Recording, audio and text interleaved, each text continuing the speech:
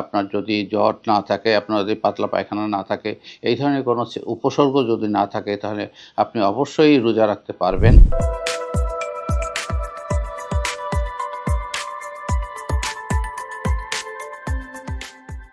আসসালামু আলাইকুম। আমি professor doctor Sheikh Golam Mostafa, oncologist, cancer বিশেষজ্ঞ।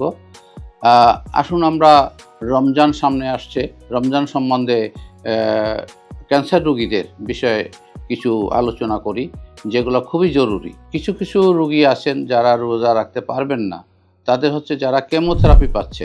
কারণ কেমোথেরাপি দিলে ওই দিন যদি আপনার ফ্লুইড দেওয়া হয়, শরীরে যদি এনার্জি দেওয়া হয় আপনার স্যালাইনের মাধ্যমে, তাহলে রোজা কিন্তু থাকে না, রোজা ভেঙে যায়। শুধু ওই দিনটা আপনি রাখতে পারবেন না। এছাড়া যদি আপনার শারীরিক সুস্থতা থাকে, বমি না হয়, আপনার যদি জ্বর না থাকে, আপনার যদি পাতলা পায়খানা না থাকে, এই ধরনের কোনো উপসর্গ যদি না থাকে, তাহলে আপনি অবশ্যই রোজা রাখতে পারবেন। এবং স্টোমাকের যাদের অ্যাসিডিটি বেশি আছে, গ্যাস্ট্রিক আলসার বা ক্যান্সার আছে, তারা রোজা রাখবেন তাদের চিকিৎসকের পরামর্শ অনুযায়ী। কখন কখন কোন ওষুধ খেতে হবে, এখন কিন্তু অনেক লম্বা কাজ করে, দীর্ঘ সময় ধরে কাজ করে, এরকম আলসার ওষুধ বেরিয়েছে। আপনি কিন্তু সেগুলো ব্যবহার করেও রোজা কন্টিনিউ করতে পারবেন।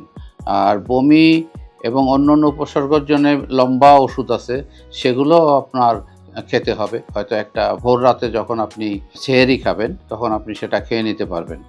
তো এভাবে সামর্থ্য থাকলে আপনারা ক্যান্সার রোগীদের রোজা রাখার উপর কোনো নিষেধাজ্ঞা নাই। আমার পক্ষ থেকে অন্তত আমি জানি যে ইনশাল্লাহ আপনাদের সামর্থ্য থাকলে আপনারা রোজা রাখতে পারবেন। আপনারা সবাই রোজা রাখুন। আমরা ধর্মের উপরে থাকি এবং রোজা পালন করি এবং সবাই ভালো থাকি। সবাইকে ধন্যবাদ জানিয়ে শেষ করছি। ধন্যবাদ সবাইকে।